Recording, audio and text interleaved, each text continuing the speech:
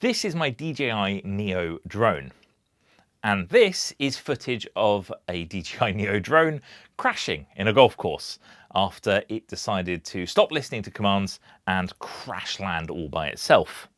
I'd taken the drone out for an early evening little flight. It's around the same time that I'd flown most days that week, and the weather conditions and indeed the light conditions were pretty much the same. But the DJI Neo isn't terribly good in low light, so I was kind of conscious of that and, keeping a close eye on it. I'd raised it up fairly high and then suddenly lost all control, and it just started drifting away from me, losing altitude, and within about 15 seconds it had completely disappeared from my view onto the ground.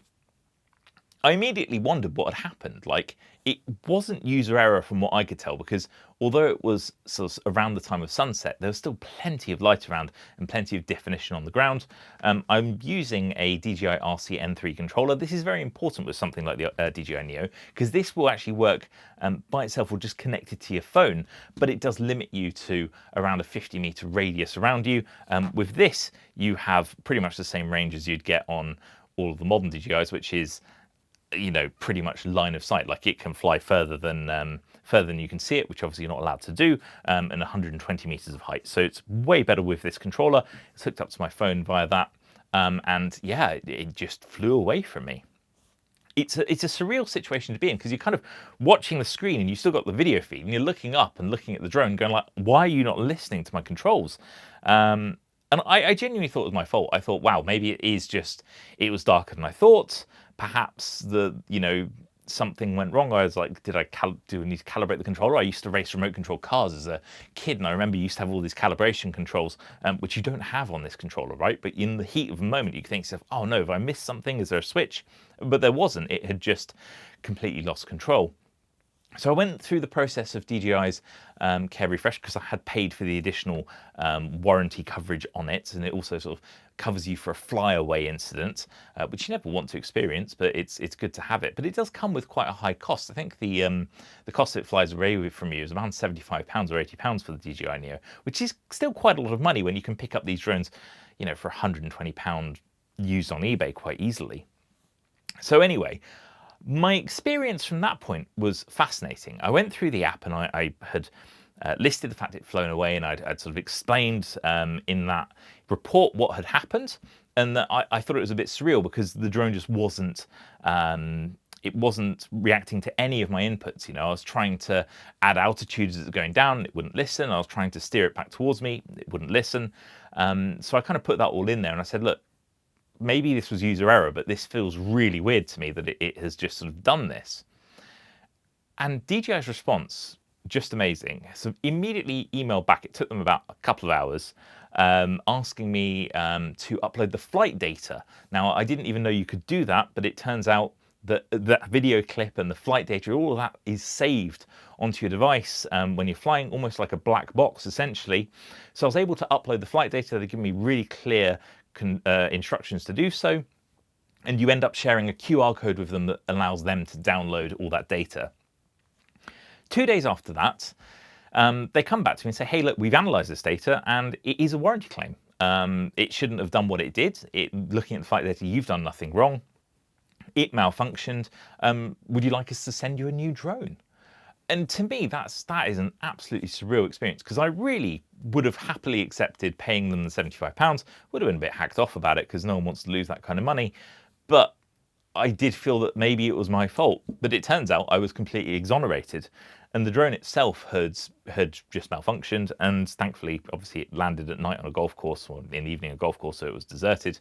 And no one was hurt, etc. It didn't hit anyone. So you're just like, okay, you put it down to experience and bad luck. And yeah, within 5 days of me reporting it missing, so I reported it missing on Sunday that it had flown away, went through the rigmarole of telling them about it, I had a replacement drone at my house on the Friday.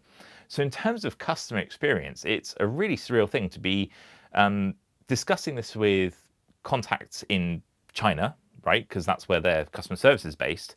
And still to have that replacement with you so quickly is just insane. It reminds me a bit of the Apple Care experience that you'd have in the 2000s and 2010s.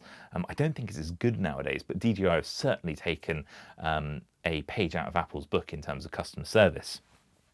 Because at the end of the day, like, this is a gift from my partner, and I really do enjoy this. This is just the kind of drone I like. Super small, super light, pop it in a pocket, very durable for the most part. And it is at the bottom tier of what they offer. Like, this is one of the cheapest drones that DJI will sell you, including the DJI Neo 2, the new version of it is still very affordable. And for them to care about a customer to that extent, for me, was a really cool experience. Which does bring me to the drone itself, because, you know, I was thinking to myself, wow, did something go wrong with mine? And actually, it looks like, in hindsight, there were some kind of hints that there were, because I'd flown it in the early-ish morning once, and I had noticed it drift quite quickly. Now, it wasn't that dark. Again, it was a decent amount of time past sunset. I go through the process of calibrating it. There's various things you can calibrate, like the compass and the, I think it's the accelerometer. Forgive me if that's wrong wording-wise, but there's two things you can calibrate. You sort of spinning it around and turning it. And I do that every so often before I fly it. So I felt like that had been done and it just wouldn't react to inputs correctly. And I've had that happen a few times.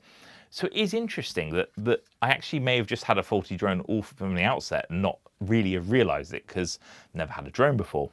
But this did remind me that I'd never actually done a video on this drone. And it is actually kind of cool, because unlike a lot of DJI's portfolio, this drone actually will fly by itself without a controller and without being hooked up to your phone.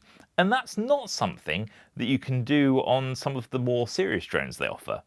And it's quite fun having that option of saying, actually, I just want to have the drone fly by itself, follow me around, is super cool. It's kind of fun. I do enjoy using it most hooked up to the RCN3 controller with my mobile, recording some fun footage, as you can see now, and some pictures. And I think the video quality from it's actually very good. But there are occasions where you don't want to be using that and you just want to go for a walk and take some fun footage. And it is as simple as holding down the button, waiting a few seconds, 3, 2, 1. and it's there. It is noisy, obviously, but I can move around and it will follow me at the same time. I realise I was probably off shot there, but it will just follow me. And if I want it to land, I just tell it that I want it to land. And for me, that's really fun. There's plenty of videos out there on the DJI Neo, but it's kind of a fun one to bring back up because it is an incredibly capable drone for what it is. In the UK, they changed the legislation at the start of this year. I think it was that anyway.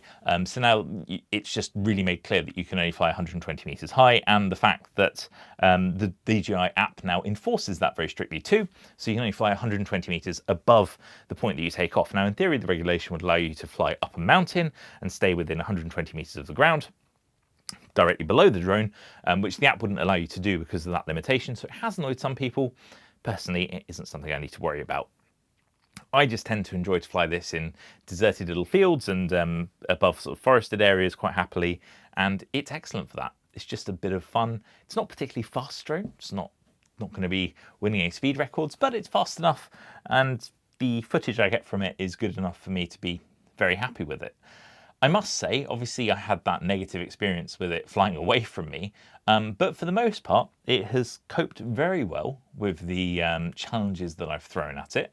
It certainly copes much better with the DJI RCN3 controller. So if you have a DJI Neo and you've only been using it connected to your phone via the app, I would absolutely encourage you to get yourself a controller.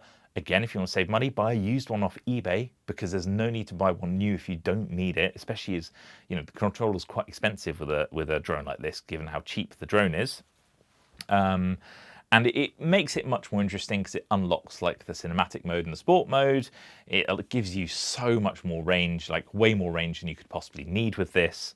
And It also, I find, makes it controlling it much easier. Using the joysticks is just an easier and nicer experience, including having the sort of slider here for the camera on the gimbal as well. So that would be my recommendation. And I'd probably get yourself an additional battery. I usually find I get around 15 minutes of flight time out of a single battery. I only have one battery at the moment. Sometimes I sort of start my walk, fly around a bit, hook it up to a USB-C charger and get another extra couple of minutes on the way back. But yeah, overall the DJI Neo, even today, is very fun. They've replaced it with the Neo 2, which has proper sensors and awareness. It's able to fly in much darker conditions, so maybe it'll be something I upgrade to in the future.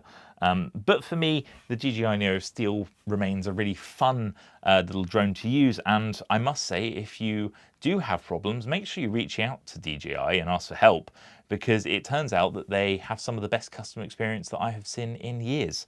And it's so refreshing to actually be helped by a brand so willingly, rather than just being told, oh, you know, you need to pay for a replacement, or it's your fault, tough luck.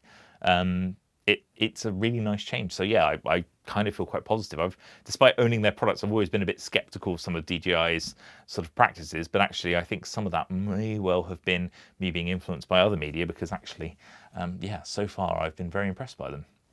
So just a fun little video to detail my experience where I did lose my drone, but as I said, turned out not to be my fault, and having a replacement so quickly is just kind of amazing. So thank you very much for watching. I hope you found this fun little detour into some slightly different content fun. If you like the video, give it a thumbs up. If you haven't already, make sure you subscribe. I've also linked to the DJI Neo in the description below. And if you have any questions about it, pop them in the comments. I'm always happy to help. Thank you very much for watching. I hope I see you again next time. Goodbye.